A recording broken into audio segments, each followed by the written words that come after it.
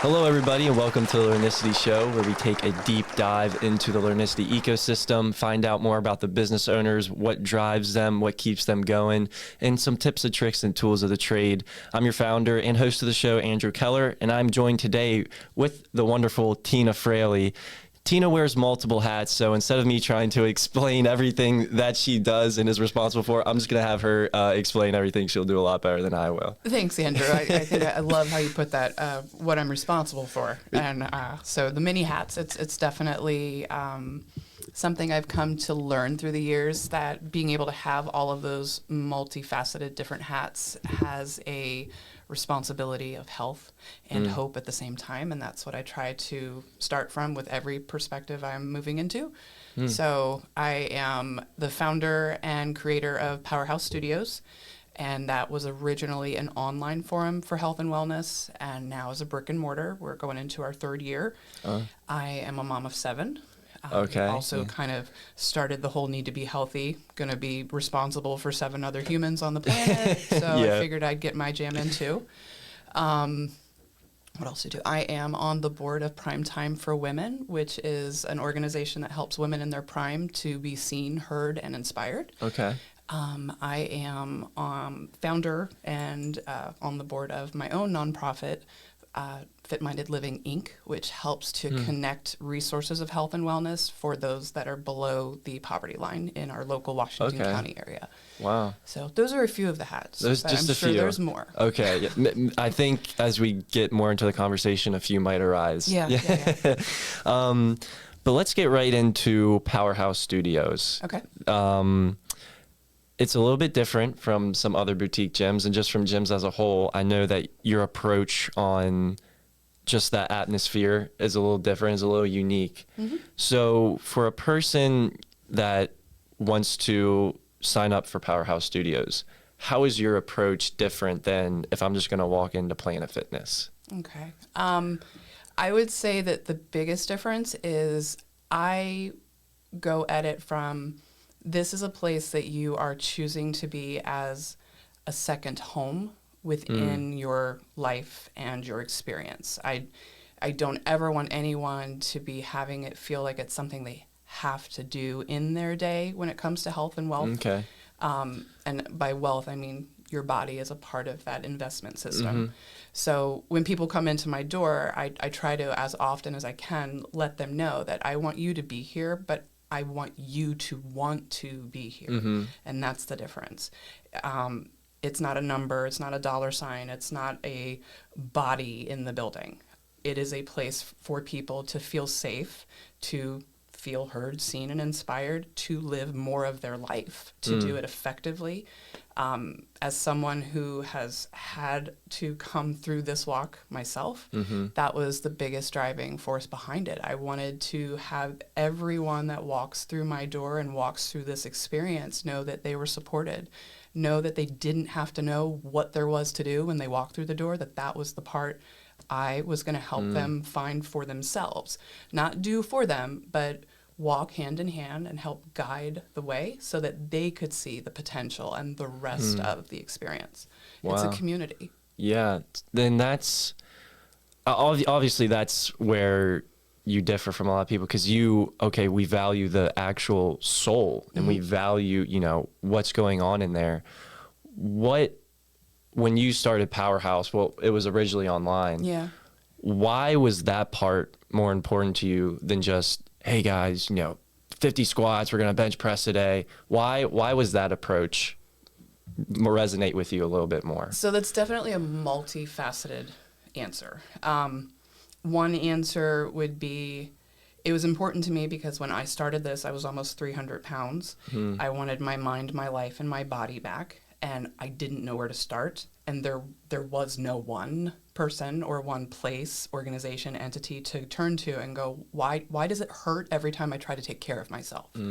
Why are there parts of my soul, my psyche, my body literally feeling like it's in war and combat zone with me every time I try to eat better, move better, think better? What's going on in this process? My background career-wise is in counseling. All of my education is in that mental health piece of things. And so that's what I found was really the thread or the glue. So being able to cultivate a space that fostered, let's work on your mind and your body will follow.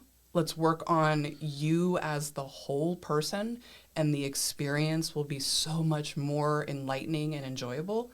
And let's take off the emphasis and the stress and the need or the purposeful belief that says I have to break my body in order to build it back up. Yeah, that's if you guys haven't already, please go buy Tina's book, Broken to Badass. You can get a lot better insight into just her history and why. And but yeah, that's something that when we first met, I would have no idea. Yeah. And now you're doing it, and it's awesome. Let's kind of take a little bit of a 180 here. We'll go back into Powerhouse and just kind of the gym scene as a whole. So in the past 10 years, I would say there hasn't been a shift, but definitely some sort of just change within the fitness and gym industry on standards and expectations. What has that looked like from your perspective, and how has Powerhouse been able to adapt to just kind of the very ever-changing world of just how a lot of things go into that scene? Being able to evolve with these changes and shifts in our world is very reflective of our world. So having a fitness-based business that actually attends to what's going on with your energy, what's going on with your emotions, your expressions of them, your feelings that you might not be voicing. From a professional standpoint, I've had the opportunity to be mentored by other individuals in the fitness industry in our local area, as well as across the world. So I think that brings a different perspective for me to be able to teach from and collaborate from with other entities in the Washington County area and beyond.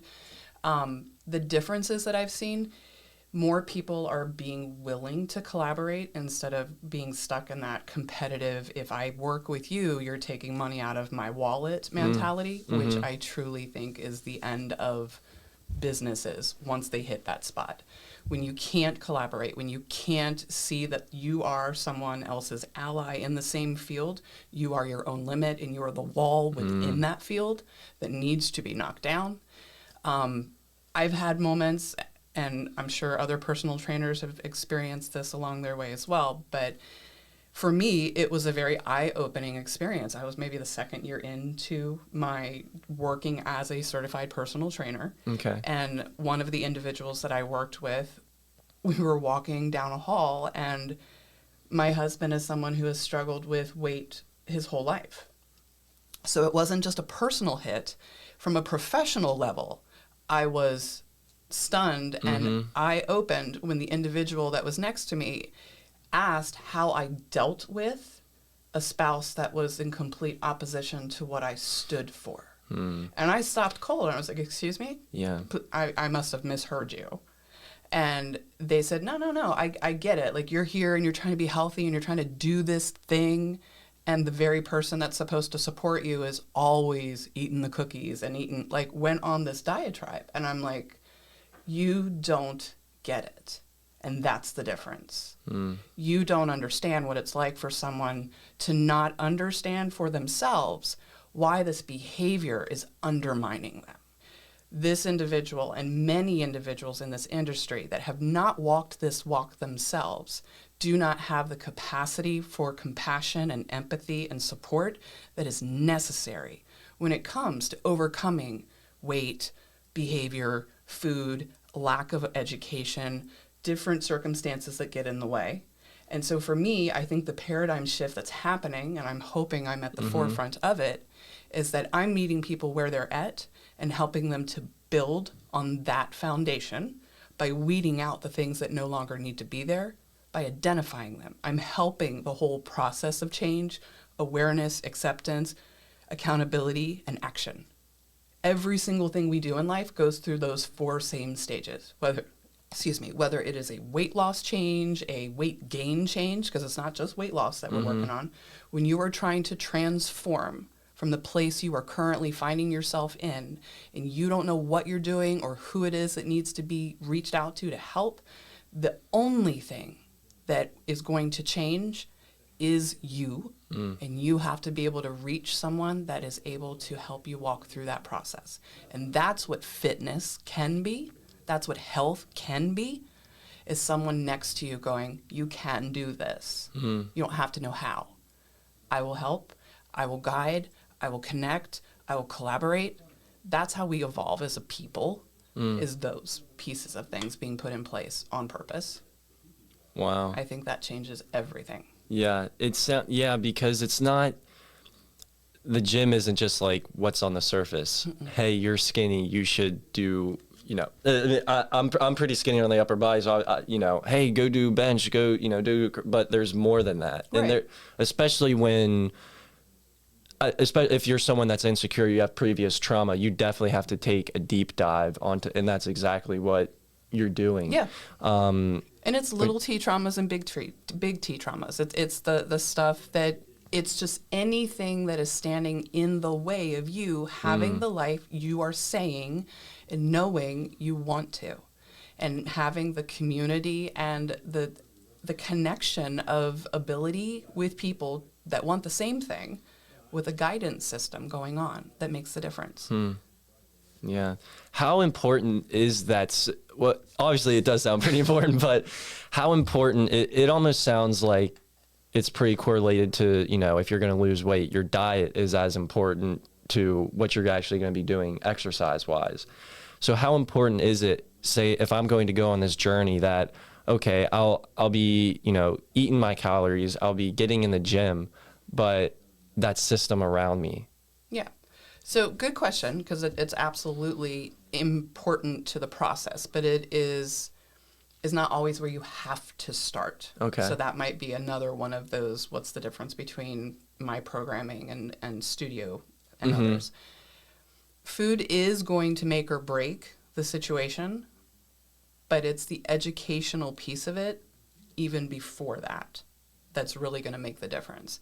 Okay. I try to tell my friends, and I call everyone in my studio my friends, I try to explain to them that I can't out-train your kitchen habits, and we get a chuckle out of that occasionally. And it's, if you're going home and you're making up for all of this expended energy that you're not necessarily understanding how it's affecting you, and you're going home and finding yourself in the bottom of a bag of Doritos or Oreos or pints of ice cream at a time, or whatever your jam is. Some people it's overeating other things that are actually healthier. Yeah. But it's behavior.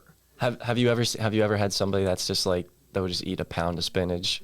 That's their guilty pleasure. So in amongst things, there's always the ability to overcompensate. Okay. And sometimes it's not necessarily the quantity of food. It could be overcompensation in avoidance of food. I have had individuals that come in and they overtrain. I've actually had that conversation where I'm trying to help them see that this is not actually the how do I say it? So sometimes when they come in and they know that it's pounds off the scale that they're focused on. So they're like, I'm all in. I'm gung-ho. I can do this. I'm going to eat all the broccoli. I'm going to do all the burpees. I'm going to come to every class. I'm going to do it. I'm going to do it. I'm going to do it. That is equally as catastrophic and sabotage setting up as I'm not doing that. I'm avoiding everything. I can't see. I'm putting my head in the ground. I'm an ostrich, and I'm going to avoid everything the whole rest of my life. It's balance. That's when things actually are healthier. And it's the part and the and that I try to emphasize with people. I don't want anyone coming into my rooms going, I didn't eat anything bad. Why? Why did you suffer like that? That's truthfully the question I'm asking. Why would you do that to yourself? Why would you purposefully go out of your way and make yourself suffer and then create a cycle of sabotage that you can run on down the rabbit hole and go, see, this is why I'm such a bad person. This is why I can't ... Why would you do that to yourself? Well, there's an answer. But that's a different conversation to have, and it's not about what was on your plate. It's about what you fed your mind. It's about what you fed your soul.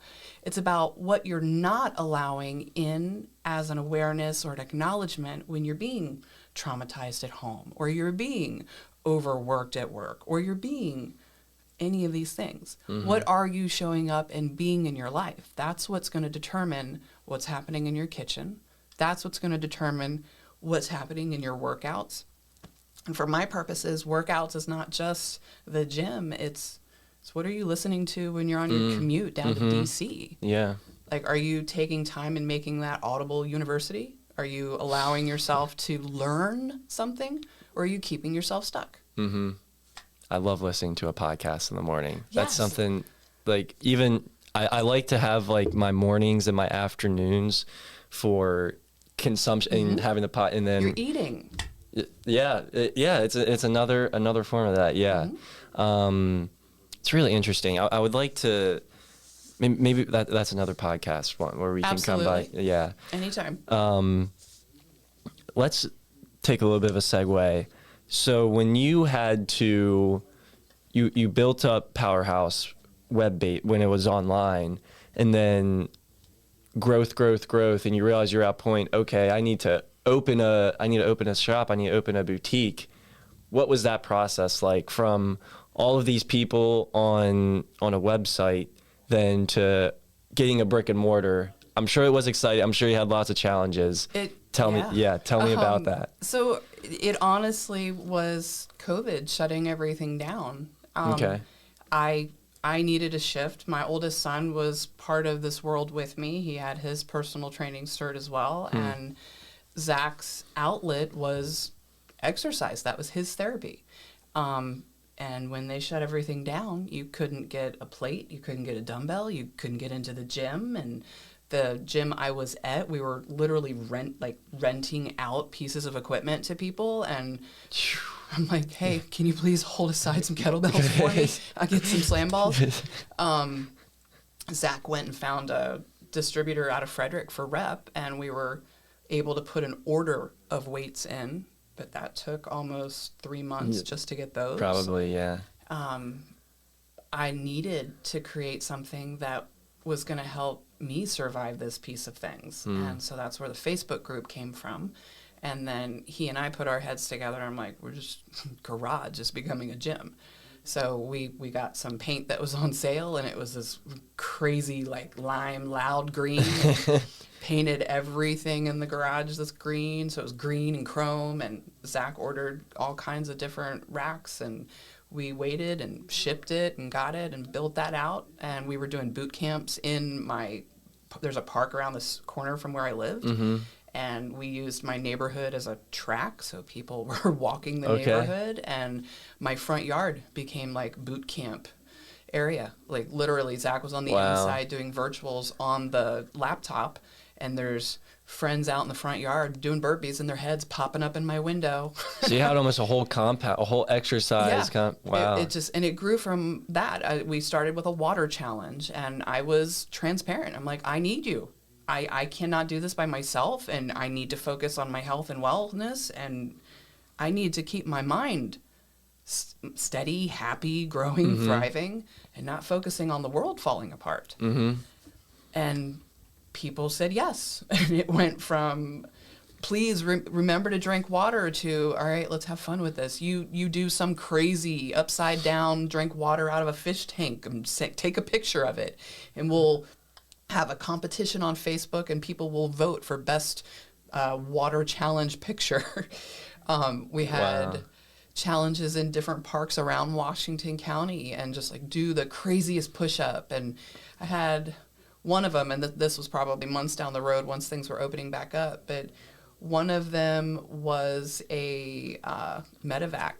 And so they were cleaning out the helicopter, and they did a plank inside the helicopter, and that was their picture. I'm like, wow, you win. Yeah, one's beating that. Yeah. But it was that, and that's exercising creativity. That's exercising connection. That's being reflective of the whole process. We need each other. We're each other's allies in health, not just life. And it just became something that grew into that demonstration of this is really something that's needed in our society. Where is the rest of this? And so when things started opening up, and I had a friend reach out to me that had the studio before me, I said yes, and it became like the field of dreams is how I kept saying it, because I couldn't believe all of this was happening. But I felt very called to do this. That's why my podcast I called The Wellness Calling. Every time I really was present with myself and focused on what can I serve in this moment? How can I best be there for other people? I'd have a nudge, or I'd have a thought, or a download of, wait a minute, what if I did it this way? Or a conversation with someone in passing. And then it was like, okay, wait a minute, so maybe this is possible. I took that one little alcove of a studio that is sweet and beautiful and boutique and has all of the big box equipment in it, but it's safe and small and welcoming. And that was all I took, because it was all I could handle and wrap around my head. I was offered the space that's right next to mine now that is the group room, and I said no to it the first time because I was scared. I'm like, I don't know anything about having a brick and mortar. That was too audacious for me. It came back around almost a year to the day I was asked originally and said no. Funny how that works. Someone else had gone into the space. They put a water line in it and sinks. They put flooring in it and counters, and it was ready for me when I was ready to say yes. So I said yes. And now we're going to hopefully have another 3 spaces in the building and keep growing, because it's needed. Yeah.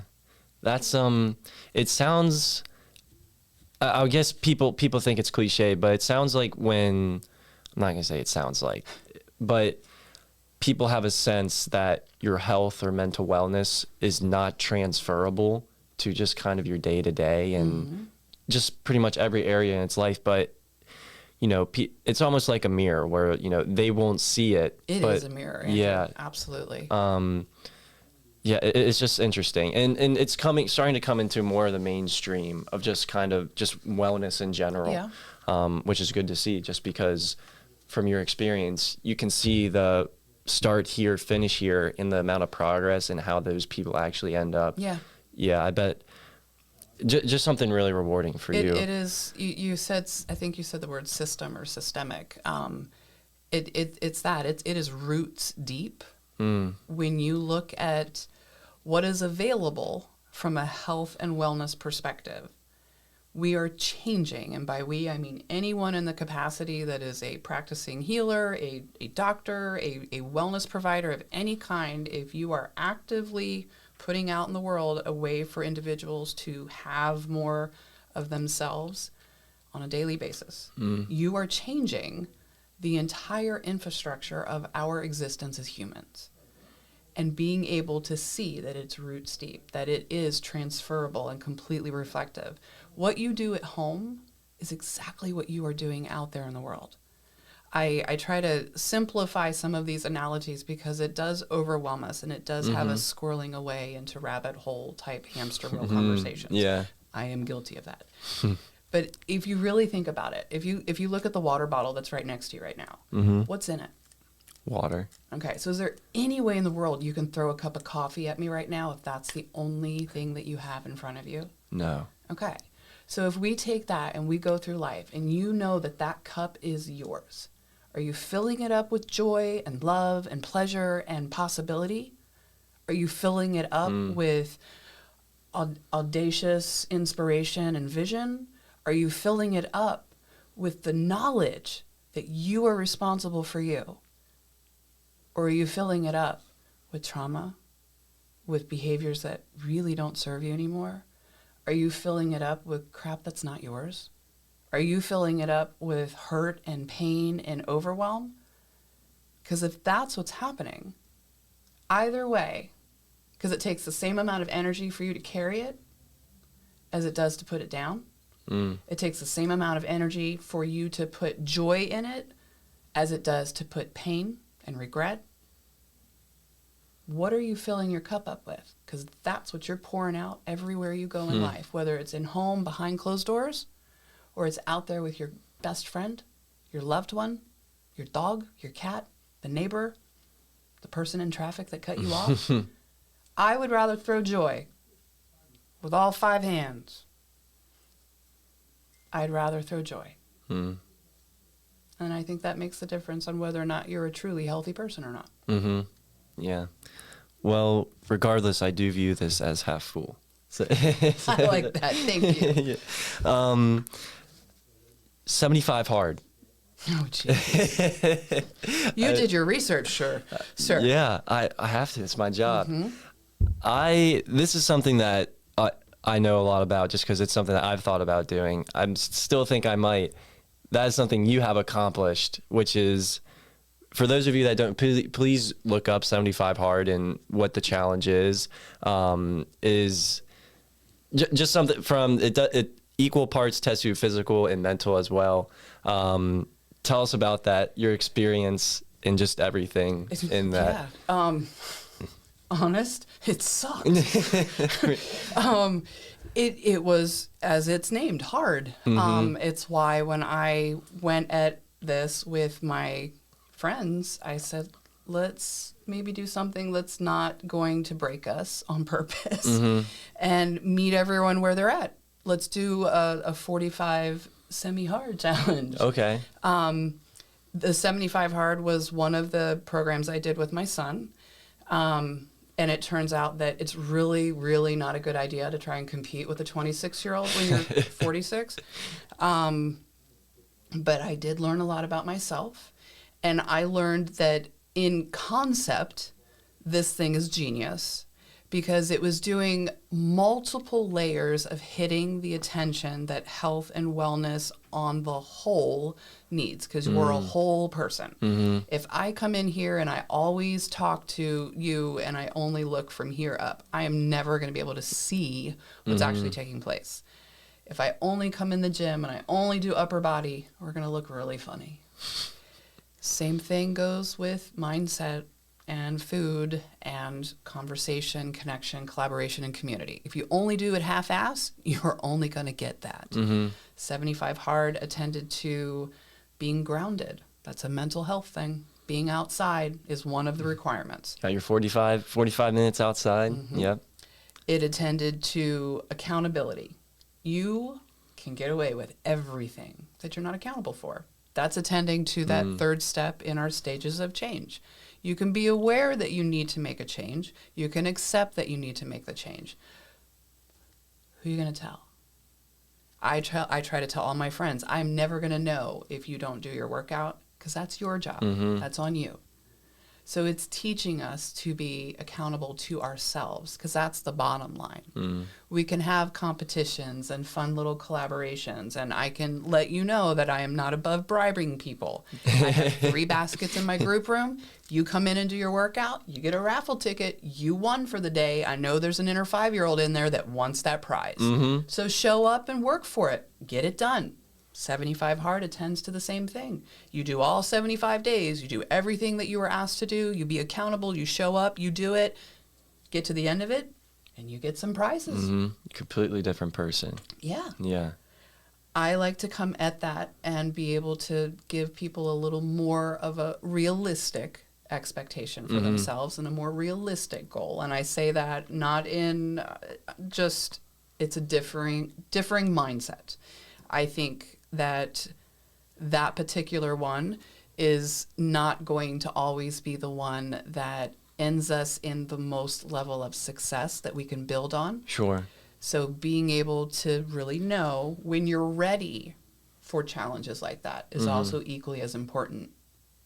Knowing that you can be is equally as important. Preparing for those successes, preparing for those challenges and opportunities down the road to take it on a different level. That part is important. I did a 10K and I would have never in the world thought I was going to do that. And it was an accidental 10K because I didn't read the fine print and thought it was a 5K. And I accidentally... Those are the worst. The accidental marathons. Do it. Don't recommend. No stars. I wasn't going to run this 5K that I thought I was going to run or walk. And my friend next to me is like, are you running? I'm like, I wasn't going to. And then I looked to my son, and he's like, I guess we're running. I'm like, crap. So I tried, and I just shuffled my way across the bridge, and I followed his little beanie cap bopping in front of me until I couldn't see it anymore. And by the end of it, I had jogged my entire self across that bridge and up into the yard where they landed us. And it was wonderful. And it allowed me to see what I was capable of. So I try to take every single piece of that lesson and all of the ones before it, 150 pounds down and 150 pounds of life that changed and came off of me. That's what I walk into every room with, the knowledge that I can and the opportunity to help people see that they can too. But identify where you are first, and then we walk from there. There you go. Boom. As we start to wrap up here. Segue. Yeah, another segue. So let's say you just got done a 60-hour week. It's Friday, you're coming home. Just a long week. Wasn't the best, wasn't the worst, but you're just ready to settle down and chill out.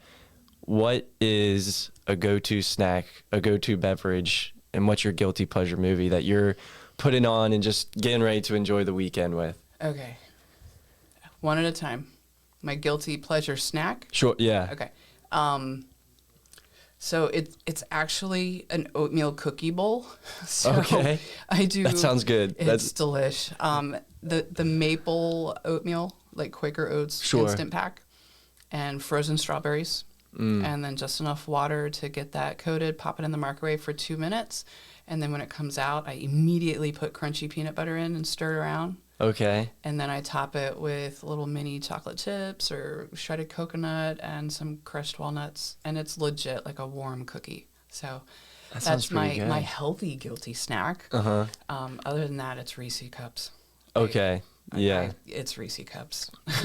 They're good. I love a Snickers. Yeah. Love a Snickers bar. Yes.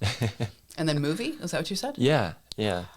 Dead Poet Society. Oh my goodness. Carpe diem. Yes, absolutely. Wow. Yeah. And then you had another question in there. A beverage. A beverage.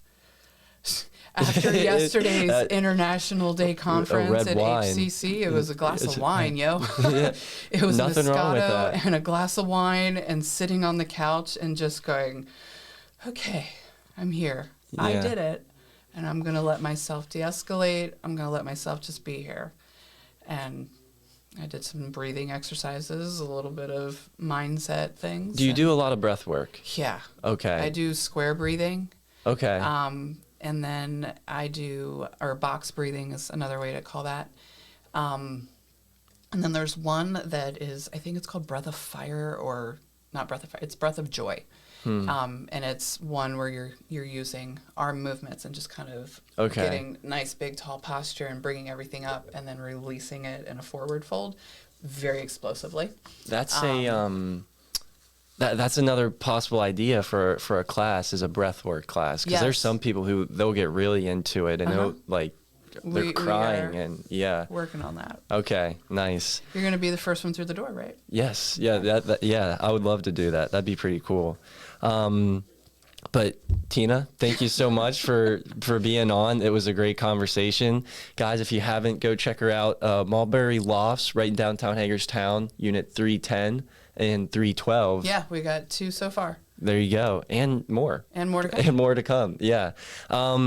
Tina, take 30 seconds, take a minute, take 2 minutes. Shameless plug. What's new at Powerhouse? What's coming? What's all the good going on in your life? We have so many new classes right now. It's freaking epic. Aerial yoga. Yoga, we are collaborating with the Fit Room here in Hagerstown and taking our friends over there for Fit Ventures is what we call them. So that option, and then we are still working on collaborations out in Frederick to go back to Brandon Barnard, who did kickboxing with us and has his own studio. And then we are working with the Peace Circle downtown. Tanya McLean is one of our yoga instructors, and she has her own studio. And we've brought Pound, the loudest workout in the world. You can literally hear it from the parking lot. When you pull into Mulberry Lofts, we pop the windows open, and you are hearing... Are those the drums? Yeah, you're hearing Offspring and AC/DC, and it's boom, boom, That's boom, awesome. boom, boom. It's amazing. And we have a couple new circuit boot camp styles that are during the day now. So 10 a.m. on Monday, noon on Monday, and we have some more mobility classes because we're really helping people to focus on that relaxing recovery. You've done the grind all week, you've done the heavy lifting or the big bouts of cardio. Come in and take care of the body, slow it down on purpose. And then we have mindful workshops. Tuesday nights is 5:30 p.m. It's called Grit and Grace. And they're conversations. It's facilitated by an addictions counselor, myself, and other members that are in the health and wellness field. And we just help to bring the conversations to the table so that the stuff we're struggling with in life have a moment to be there and seen and heard and processed through. And more to come. Tons of good stuff. I love it. Everyone, go check out Tina at Powerhouse Studios. Thank you so much for watching. All of Tina's information will be in the show notes below. As always, thanks for watching and have a good one.